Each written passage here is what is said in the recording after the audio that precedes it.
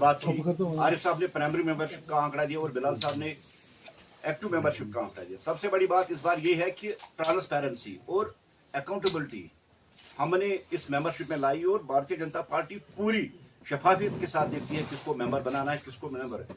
कोई anti national activities में शामिल होगा वो भारतीय जनता पार्टी का एक्टिव मेंबर नहीं बन सकता। साथियों, 2024 का साल जिस तरह से गुजरा है और 2025 में हम दाखिल हुए तो भारतीय जनता पार्टी की बहुत अचीवमेंट्स है, लेकिन मैं कुछ अचीवमेंट्स पे आपका ध्यान दिलाना चाहता हूं।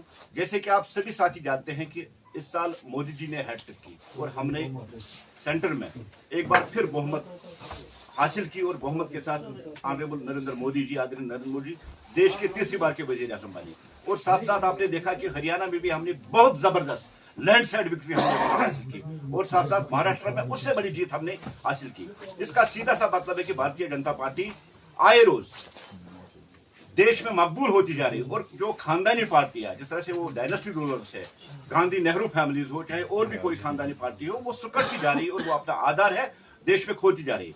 जहां तक जम्मू कश्मीर का ताल्लुक है, देखिए जम्मू कश्मीर में भारतीय जनता पार्टी ने पहली बार कहीं पे 40% वोट लिए, कहीं पे 12%, कहीं पे 10%, लेकिन टोटल मिला के अगर हम देखते हैं तो इस बार हमने 19 जगहों पर इलेक्शन लड़ा और 5.5% हमने यहाँ पहली बार 1% से बढ़कर हमने यहाँ वोट दिए। ये भी एक बहुत बड़ी अचीवमेंट है। कश्मीर जैसे खिते में जहां पार्टी को अनटचेबल लोग मानते थे या भारतीय जनता पार्टी की एक इमेज गलत तरीके से यहाँ पेश की गई थी, लेकिन लोग आज उसको चाहते हैं और वो आपके सामने इस वक्त एक सबूत भी आरिफ साहब ने दिया कि गवर्नमेंट नेशनल कॉन्फ्रेंस थी तब भी लोग भारतीय जनता पार्टी के साथ जुड़ते हैं। बिलाल साहब ने भी आपको यही कहा। दूसरी सबसे बड़ी अचीवमेंट जो 2024 में हुई वो जम्मू कश्मीर का इलेक्शन था। पहली बार इतनी बड़ी तादाद में वोटर्स का निकलना और न बम, ग्रेनेड, गोली, लाठीचार्ज, टेयर गैस, शेलिंग, बाइकाट, धमकी, इस नाम की कोई चीज हमें देखने को नहीं मिली। इसका सीधा सा मतलब है कि भारतीय जनता पार्टी वाली गवर्नमेंट ने दहशत गर्दों के ताबूत में आखिरी खेल ठोकर जम्मू कश्मीर को पूरा मुंतखब बनाया और कश्मीर में आप भी देखिए आज मिलिटेंसी फ्री, दहशतगर्दी फ्री कश्मीर बन गया।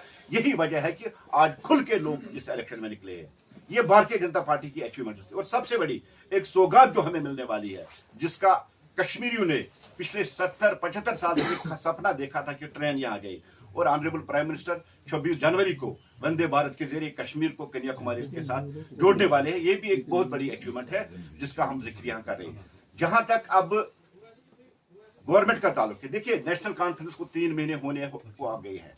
जो गारंटियां उन्होंने दी थी 12 गैस सिलेंडर, 200 यूनिट बिजली, 10 किलो चावल, 1 लाख जॉब, डेलीवेजरों को परमिट करना, ऐसे बहुत सी गारंटी उन्होंने अपने मैनिफेस्टो में दी है। लेकिन जहां हम आज ग्राउंड जीरो पे देखते हैं, नेशनल कॉन्फ्रेंस हर महाज पे, हर एक फ्रंट पे आज तक फेल हो चुकी है। इवन ये कि मामूली सी बर्फबारी हुई है और आज चौथे दिन भी जो लिंक रोड है वो बंद है, अभी भी रास्ता नहीं है। नेशनल कॉन्फ्रेंस ने बड़े बड़े दावे किए, खाली स्टेटमेंट, कागजों के जरिए उन्होंने सड़कों से बर्फ उठाया, उन्होंने लोगों को बिजली फराहम की, उन्होंने पानी किया, लेकिन ये स्टेटमेंट है। और नेशनल कॉन्फ्रेंस की जो उमर साहब वाली सरकार है, ये स्टेटमेंटों के जरिए ही गवर्नमेंट चलाती है। और जहां ग्राउंड जीरो पे हम बात कर रहे हैं, अभी तक ये गवर्नमेंट फेल हो चुकी है। जैसे आप सभी साथी जानते हैं और आपकी वसादत से ही मुख्तलिफ जो वीडियोज है वायरल हो रहे हैं, जहां लोग नाराज है, लोग चिल्ला रहे हैं, लोग कह रहे हैं कि हमें बर्फ हटाई जाए, हमें पावर दी जाए। और जो मीटरन एरिया भी है वहां भी अनशेड्यूल्ड कट्स के जरिए लोगों को परेशान किया जा रहा है। और यू टर्न करना उमर सरकार की या नेशनल कॉन्फ्रेंस की पुरानी रवायत रही है। पहले उमर साहब जब पावर में नहीं थे तब उनकी बात थी कि जैसे ही पावर में आएंगे हम जम्मू से मीटर उठा के तवी में फेंक देंगे और श्रीनगर से मीटर उठा के हम जाली में फेंक देंगे। लेकिन जैसे ही पावर में आ गए आज वो कह रहा है कि हम 100% मीटर करेंगे तभी बिजली का। लेकिन जहां तक 200 यूनिट की बात है, 200 यूनिट क्या, अभी कश्मीरियों को लाइट नहीं मिल रही है, पावर नहीं मिल रही है। 200 यूनिट की बात दूर है, हमें वही लाइट दीजिए जो पिछले साल हमें एलजी इंतजामिया दे रही थी। जिस तरह से एलजी इंतजामिया ने पिछले साल सड़कें साफ करवाई, डेवलपमेंट करवाई और यहाँ बिजली का जो इंतजाम था हमें वही चाहिए। 200 यूनिट रहने दीजिए, क्योंकि 200 यूनिट देना आपके बस की बात नहीं है। और जिस तरह से आपने लोगों के साथ एक गलत प्रोपेगेंडा केजरीवाल स्टाइल में जिस तरह से आपने बड़े बड़े वादे किए, इन वादों को आप पूरा नहीं कर पा रहे। हम उमर साहब से गुजारिश करते हैं, लोगों की बहुत उम्मीदें आपके साथ वाबस्ता थी, जिस तरह से आपने वादे किए थे, जिस तरह से आपने कमिटमेंट की, जिस तरह से मैनिफेस्टो में आपने कहा था, लेकिन अभी तक 3 महीने हुए हैं उमर साहब, आपका कोई वादा पूरा नहीं हुआ, अभी तक आप नाकाम हो चुके। इवन की ट्रांसफर पॉलिसी तक आज तक आपने नहीं बनाई।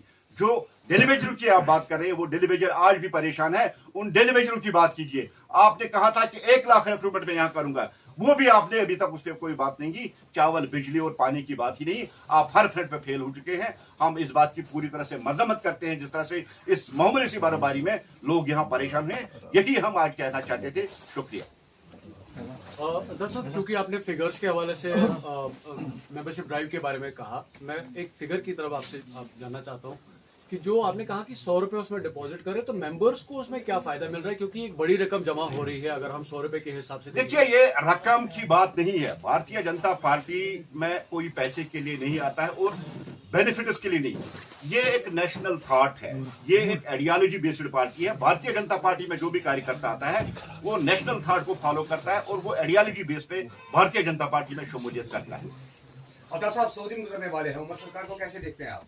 मैंने उमर सरकार की सारी नाकामियां भी आपके सामने बयान की। उमर सरकार हर एक फ्रंट पे फेल हो चुकी है और उमर सरकार अब आलतू फालतू के इश्यूज उठा रहे हैं ताकि लोगों का जो अटेंशन है वो डाइवर्ट हो जाए उन इश्यूज पे जो उन्होंने एक कमिटमेंट की थी। जिस तरह से उन्होंने, मैंने अभी आपको गिनाए भी, अब उन इश्यूज से लोगों को दूर रखने के लिए वो सियासी ड्रामेबाजी कर रहे हैं। कभी रिजर्वेशन का इशू उठा रहे हैं, कभी कोई इशू उठा रहे हैं, लेकिन इस सब के पीछे जो एक फलसफा, एक कहानी जो है वो यही है कि लोगों का अटेंशन डाइवर्ट किया जाए। ठाकुर साहब, कहीं ना कहीं कंट्राडिक्शन आपके स्टेटमेंट में है। तो यूनियन होम सेक्रेटरी ने प्रेज किया है उमर अब्दुल्ला की सरकार को, वही आप उसको तनकीद कर रहे हैं। तो ये देखिए, मैं गवर्नमेंट का कोई ऑफिसर नहीं हूं, ना मैं गवर्नमेंट का कोई कार्यकर्ता। मैं भारतीय जनता पार्टी का स्पोक्स पर्सन, और मैंने जो कश्मीर में देखा है मैं वही बात कह रहा हूं। जिस तरह से कश्मीर में उमर एडमिनिस्ट्रेशन भारत पे फेल हुई, मैं वही बात कर रहा हूं। ये जो अभी बिजनेस रूल्स का एक अहम इशू है, जिसपे उमर सरकार भी ये कह रही है कि वो कई सारे इख्तियारात हैं जो उनके हदूद में नहीं है, जो कौम के पास है, या जो बिजनेस रूल्स नोटिफाई नहीं हुए, इसलिए सारी उन पे तनकीद करना शायद